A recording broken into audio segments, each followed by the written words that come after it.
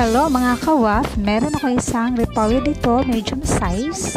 And then hiwain natin ito dahil i-grate natin ito. Pero ako ay gagamit ako ng food processor. So kukunin ko muna itong buto, kukunin muna natin para mas madali at hiwain natin ito ng pa-square para madali natin itong ma-process sa food processor.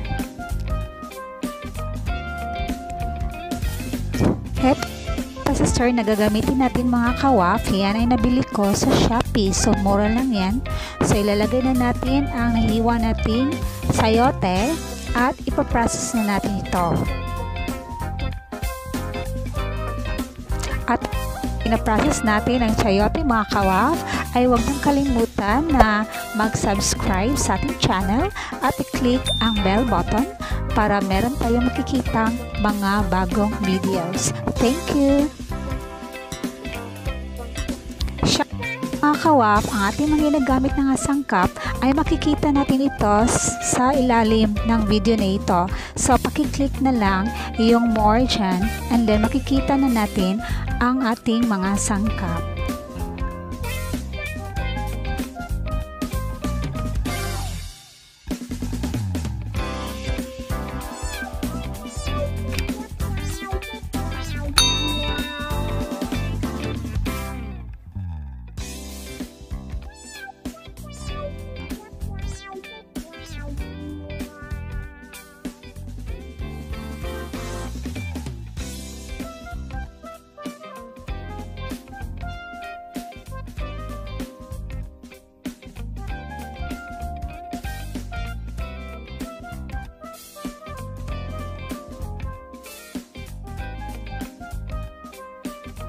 So ayan mga kawaf, na-process na natin, naging pinong-pino siya, and then kung napansin nyo, meron siyang sabaw.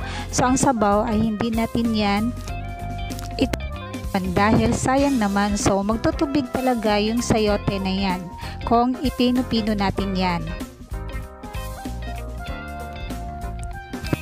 Patan natin sa isang bowl mga kawaf pagkatapos nating i-process sa food processor. So tignan ninyo, meron siyang sabaw, meron siyang tubig at ang pino-pino na niya.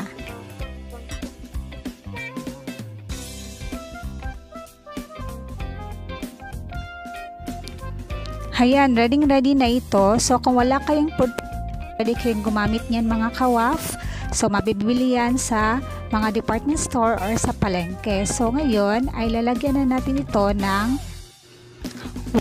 all-purpose flour at 1 cup cornstarch and then yung 1 cup chicken breading mix. So yan ang ginamit ko na breading mix mga kawaf.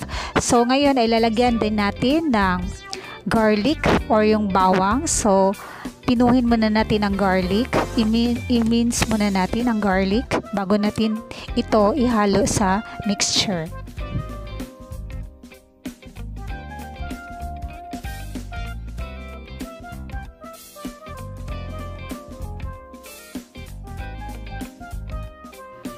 At ayan na mga kawaf, na natin ihalo ang mga bawang. So pagkatapos natin ihalo ay i-mix natin ng mabuti ang mga sangkap para maging well combined sila para mas masarap ang ating lulutuin mamaya.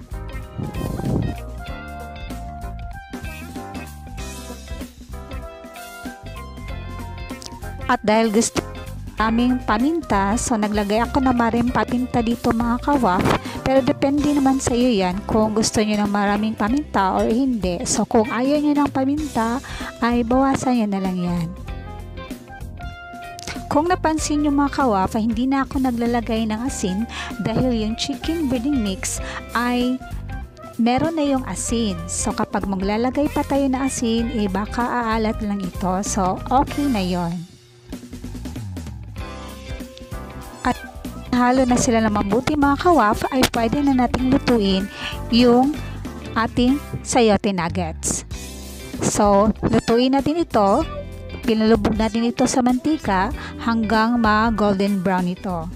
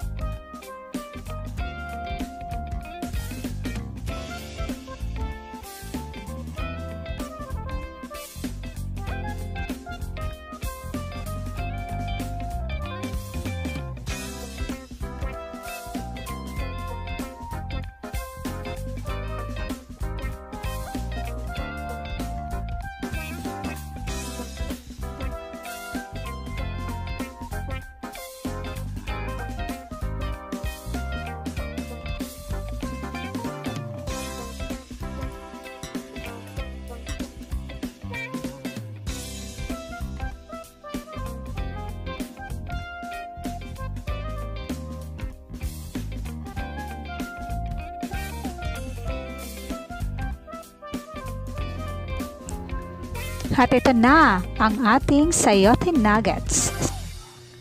Tingin pa lang mga kawap, tsak nagaganahan ka ng kumain. I-try nyo rin ito mga kawaf. Salamat sa panonood.